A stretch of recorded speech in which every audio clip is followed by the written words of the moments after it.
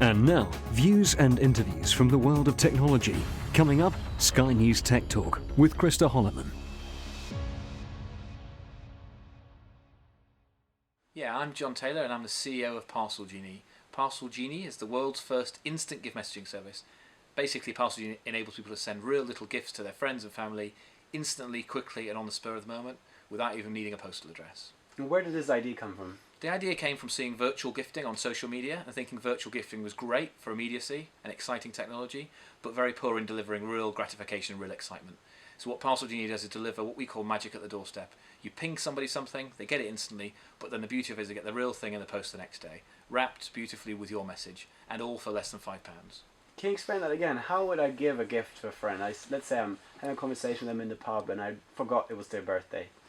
Yeah, so typically our customers are gifting for everyday events to say, cheer up, it's good news, congratulations. And all you do is you download the ParcelGenie app, for example on iPhone, you select a friend from your phone contact book, pick a gift, pay perhaps on your mobile bill, all can be done in less than 10 seconds, and your friend, the recipient, receives a little message from you saying, hey, that's great news, good luck, and the next message comes from ParcelGenie saying to your friend, where would you like your gift delivered? They then tell us and we fulfill it the next day.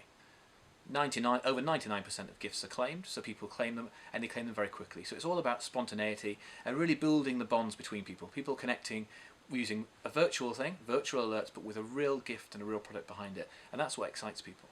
Is there anyone else doing this, and if so, how are you different?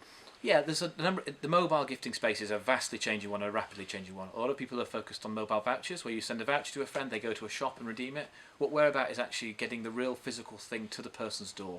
Everything fits the letterbox, it's magic on their doorstep, and in that sense we're unique in our space, no one's doing what we're doing. The key to us as a business is to out-execute everybody else. The market's a very large market, gifting is a $1 trillion market. Clearly we're in a subset of that market, very much focused on Europe now and increasingly on the United States, and our plan is to roll out internationally as quickly as we can.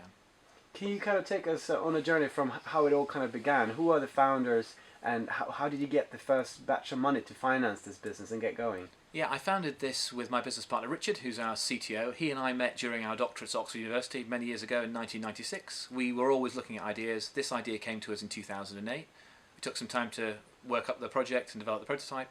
We then got it live in a very early stage in 2009 when we raised funds. We raised funds from angels and also an institution, which was very successful. We were 3 times oversubscribed. However, our timing was not great. It was during the financial banking crisis just beginning, so it was interesting timing, but we raised money from angels and institutions, and they've been good to us from then on. Do you have any advice you'd give to someone looking to raise funding from an angel? How did you do it? Yeah, I think raising funding is like most things in life. It's about chemistry and personality, so it's about finding angels who know about your sector but who you think you can work with.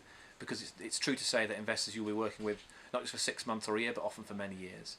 I think for us to do our first round of angel investment, it was crucial to find our first angel. Once we'd found one angel, 3 weeks later we had 10 angels, 3 weeks after that we had 15 or 20 wanting to invest in us. But it's about creating momentum and about creating a credible story, and getting one investor demonstrates that perhaps you have a credible idea, and then things flow from there. How did you find that first angel? Was it personal contact, or did you do some research and approach them? There was a lot of networking to find angels. There were some great networking clubs, First Tuesday of course being one of them in London, and effectively we went to those places wherever there were events and we would meet investors. Some people would be serious investors, some less serious. We learned about who had sector knowledge and who could bring value, and hooking that first individual was absolutely the key. And it took longer to get the first individual than to get the next 15 and then to get the next 3 institutions which we now have. How mature was the business when you started asking for funding? What had you actually proven?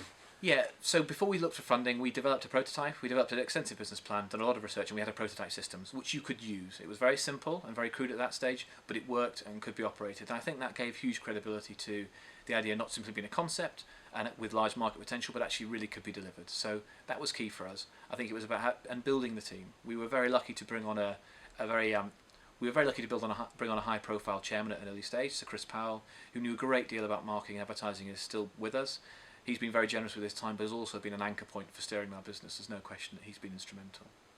Another key problem entrepreneurs seems to struggle with is recruiting the best people. Yeah.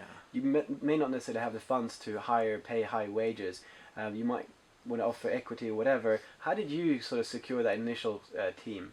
Yeah, securing the right team is everything. It's been the key to our success so far, and it is difficult to lure big talent from places that we have. Oracle and other big companies is difficult. Part of it is you're offering an opportunity, but of course options play a part. That's absolutely key to the mix. And I think also providing an environment which is different perhaps from the corporate norm. We happen to be headquartered in Brighton, which has a certain culture, which many people who were in London when we started, and we started in London, have adopted and moved towards. So I suppose they've traded to some extent short-term financial benefit with great long-term financial benefit and a different sort of lifestyle. So I think it's a mix of remuneration financially, which incorporates options, but also creating a sense of ownership and spirit in a company. Culture's everything to us, and that's what drives our team. Sky News Tech Talk, in association with First Tuesday, the UK's largest network for high-growth technology companies and their investors. For free membership, visit firsttuesday.org.uk.